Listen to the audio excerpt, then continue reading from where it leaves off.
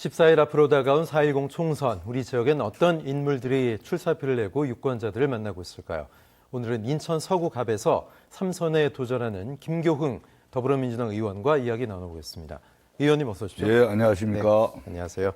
자, 민주당 이번 총선 슬로건이 못 살겠다 심판하자입니다. 인천 서구갑 곳곳 돌고 계실 텐데 시민분들 만나면 어떤 얘기들 하시던가요? 제가 이제 골목골목도 다니고 또 아침 출근길, 퇴근길 이렇게 인사를 다니고 있습니다. 근데 대부분의 우리 주민들께서 야, 이거 IMF 때보다 먹고 살기가 더 힘들다. 갑갑하다. 이렇게 나라꼴이 돼서야 되겠는가. 이런 얘기들이 굉장히 많이 하십니다. 그리고 가게 상점가에 들어가 보면 한숨만 푹푹 쉬시는 주민들이, 상인들이 많습니다. 그래서 제가 오히려 미안할 정도로 그런 마음을 갖고 요새 선거운동을 하는데요. 이 민심이라는 게 굉장히 중요합니다. 근데 이 윤석열 정권이 이제 2년이 지나고 있는데 네. 민생은 파탄이 나고 경제는 너무 어렵고 국격은 추락이 돼 있고 하다못해 범죄 피의자인 분을 이 대사로 임명해서 이 출국 금지를 급하게 풀어서 하는 이런 모습을 봤을 때 정말 어디까지 갈 것인가 이런 것들을 우리 국민들이 생각하고 있는 거 아닌가 이렇게 생각하고 있습니다. 네, 민주당이 최근에 여론조사를 보면 분위기가 급격히 좋아졌습니다. 지역구에서는 뭐 130, 40석 그리고 비례대표 포함해서 이재명 대표는 과반 이상 151석이 목표다. 말은 그렇게 하고 있는데 사실 전망은 최근 분석에 의하면 상당히 좋습니다. 그런데 김민석 상황실장은 200석 언급 등등 하지 말아라 이렇게 얘기하고 있는데 최근에 의원님께서 인천에서 14개 만들어지면 200석도 가능하다 이렇게 말씀하셨거든요. 어떤 의도셨어요? 그게 이제 좀 언론 방송의 앞뒤를 자르고 이제 방송이 돼서 그런데요. 저는 그런 말씀을 드린 건 뭐냐면 그 당시 14명의 후보들이 있었는데 우리가 중구, 강화, 옹진이 되게 어려운 지역입니다. 거기가 지금 배진영 현역이거든요. 이 적경 지역이고 우리 조택상 후보를 좀 힘을 넣어주고 우리가 인천이 원팀이다 이런 뜻을 얘기하기 위해서 제가 한 건데요. 우리 인천의 이 선거 결과를 보면 전국 선거하고 거의 바로메터 역할을 합니다. 그래서 제가 흔히 인천의 민심이 대한민국 천심이다. 근데 중구, 강화, 옹진에서 우리가 승리를 하면 14석이 될 수가 있고 14석이 되면 200석도 가능하지 않겠는가 이렇게 얘기를 한 거는 우리가 좀 더 열심히 하자. 그리고 중강, 옹진의 조택상 후보 힘내라. 이런 뜻에서 얘기한 것이지 실제로 저희 서구갑 지역구도 이렇게 녹록한 지역이 아닙니다. 네. 그래서 저는 새벽부터 나와서 저녁 늦게까지 이 선거운동을 하고 주민들을 만나고 있는데요.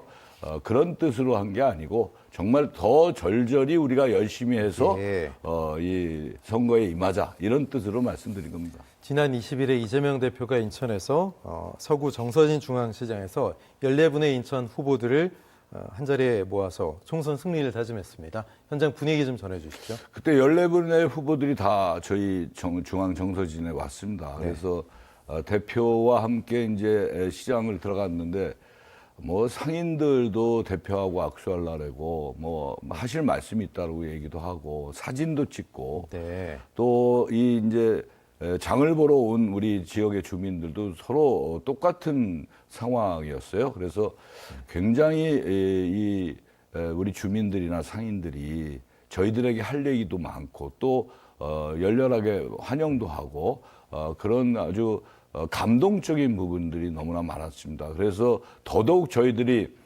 잘해야 되겠다 이런 생각들을 많이 했고요. 그날 뭐 다니기가 어려울 정도였는데 그래도 잘 질서가 유지가 돼서 그 행사를 잘 치를 수 있었습니다. 네. 김교흥 의원께서는 이태원 참사 특별법 처리의 뭐 주역이다 이런 평가를 받으시고 계신데 대통령이 당시에 뭐 거부권을 행사했고 재표결을 총선 이후에 하기로 잠정 합의했습니다. 이 법안을 위해서라도 국회에 꼭 들어가야겠다 뭐 이런 생각하실 것 같아요. 그렇습니다. 우리 유가족들이 159명의 우리 아이들 생떼 같은 아이들을 이제 별이 되게 보냈는데 어떤 어머니는 지금도 유골함을 끌어안고 자는 어머니도 있거든요. 그리고 한여름에 폭우가 쏟아졌을 때 또 얼음판 위에서 오체 투지를 하면서 정말 고생들 했습니다.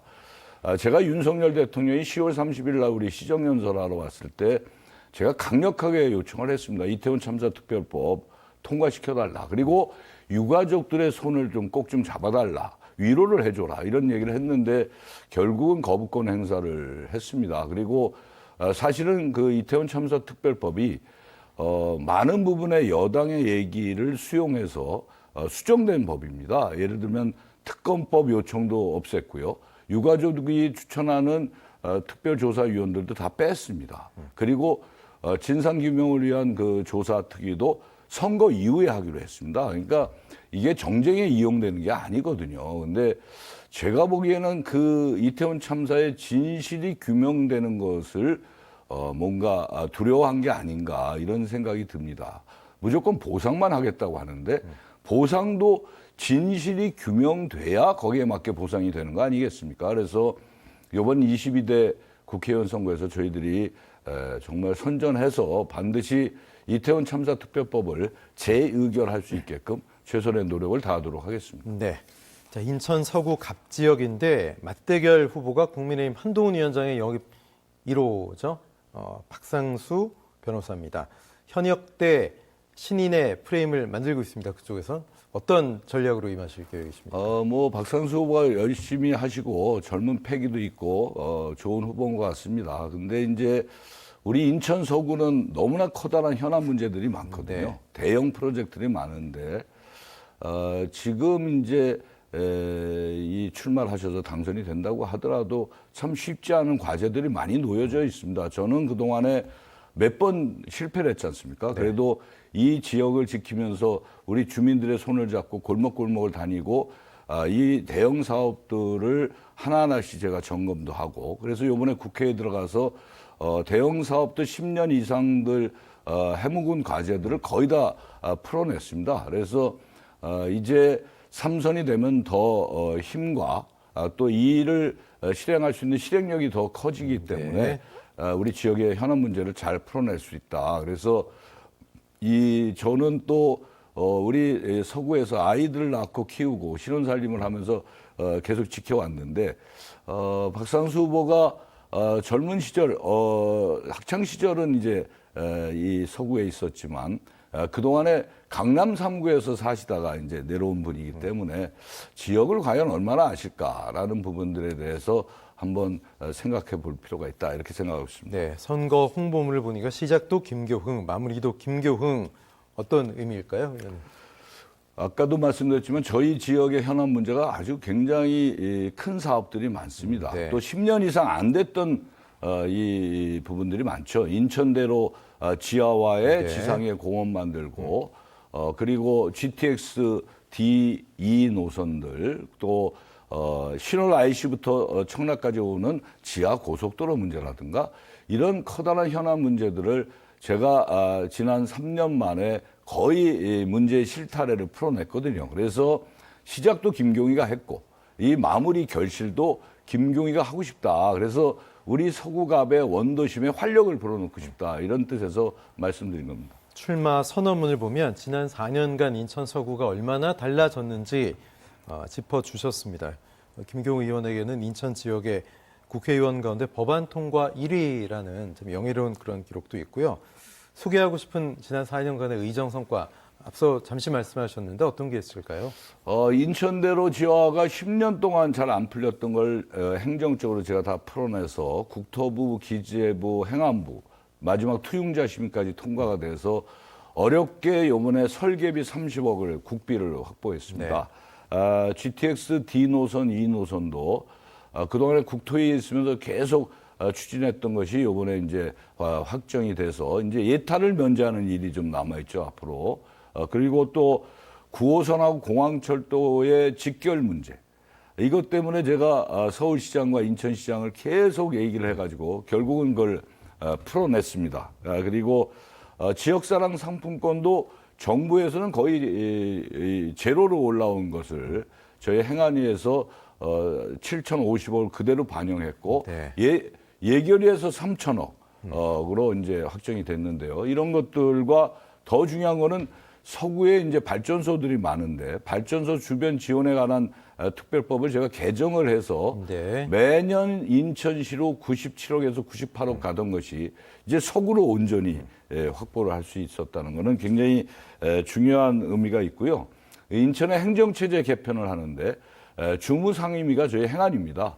행안위원장으로서 이 행정체제 개편에 최종 제가 의결을 했던 거 이런 것들이 다 저한테는 굉장히 보람이 있었다 이렇게 생각하고 있습니다. 예, 눈에 띄는 공약 아까 말씀하셨던 인천대로 파크시티, 인천대로 지하우 상부에 이제 공원을 만드는 거잖아요. 이건 구체적인 로드맵이 어떻게 예상하고 있습니까? 이제 서인천 IC부터 공당 곡가교까지 약 5km 구간에 폭 35m 폭으로 해서 공원을 만듭니다. 네. 그리고 지하에는 4차선의 도로가 나고요.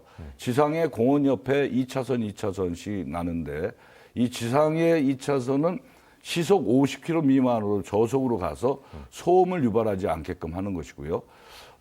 교통량은 지하 4차선으로 이제 다니고 공원을 만드는데 이거를 잘 만들어야 된다. 그래서 이 가정권역 또 성남권역, 가좌권역을 테마가 있게 저희가 이제 공원을 만들어서 주민들에게 돌려드리려고 합니다. 그리고 지하와 지상과 이 하늘, 입체 도시를 좀 만들어서 뭔가 이 도시 재생의 하나의 명품 지역으로 이렇게 해서 주민들과 일반 시민들이 찾아올 수 있는 그런 대로 그러니까 그린 파크 시티라고 제가 명명을 하는데요. 그걸 만들어서 그동안에 원도심에 50년 넘게 동서로 나뉘어져서 네. 주민들이 여러 가지 손해를 봤던 부분들을 보상하기 위해서 최선의 노력을 다하고 있습니다. 네, 2026년 7월에 행정체제 개편으로 서구가 분구되거든요. 예, 예. 어떤 비전을 갖고 계십니까? 굉장히 중요합니다. 이게 이제 2년 3개월여 남았는데요. 그래서 제가 유정복 시장이나 부시장이나 자치행정국장이 저한테 계속 찾아오고 만나고 했을 때 이게 분구도 중요하지만 분구가 됐을 때 검단구나 영종구나 제물포구나 우리 서구가 어떤 비전을 갖고 갈 것이냐. 네. 이 또 지역의 특화를 잘 시켜야 된다. 그래서 우리 서구 같은 경우에는 이제 원도심이기 때문에 저는 특히 재개발, 재생사업, 재건축 이런 부분들에 좀 관심을 표했고 인천시에서 적극적으로 지원하겠다고 했고요. 거기에 원도심에 또 이제 체육관이라든가 구민체육관 하나 없거든요, 서구에. 그래서 구민체육관, 문화원, 네. 육아돌봄 종합지원센터, 청소년 문화센터 이런 것들을 좀 원도심에 넣어서 활력을 좀 갖게끔 그리고 교육과 문화와 교통과 이런 부분들이 제대로 자리매김을 해서 원도심이 이제 우리 서구는 보면은 이 청라와 또 이 가정 루원시티의 양날개를 띄워서 네. 이 가자 성남 가정 신현의 이 원도심을 끌어안고 비상을 해야 하는 예. 그런 비전을 가져야 된다. 이렇게 제가 말씀드렸습니다. 예, 마지막으로 짧게 유권자 여러분께 인사 말씀 한 말씀 부탁드립니다. 예, 제가 서구에서 정치를 하면서 늘 우리 서구 주민 여러분들께 은혜를 많이 받았습니다. 제가 몇 번 떨어졌을 때 주민 여러분들께서 손을 잡고 김경에게 힘을 넣어줘서 제가 잘 극복할 수 있었고요. 지난번에 일하고 싶다라는 캐치플레이즈에 주민 여러분들이 응답을 해서 제가 4년 동안 정말 서구 발전 대형 사업들을 위해서 최선의 노력을 다했고 그게 어느 정도 실타래가 풀어졌습니다. 이제 3선이 되면 그 힘으로 그 역량으로 저는 서구의 우리 주민 여러분들을 위해서 정말 서구의 청사진의 결실을 꼭 맺어드리고 싶습니다. 저 김경애 다시 한번 손을 꼭 잡아주시고 서구 발전을 위해서 열심히 뛰도록 하겠습니다. 고맙습니다. 네, 인천 서구가 민주당 김교웅 의원이었습니다. 고맙습니다. 네, 감사합니다.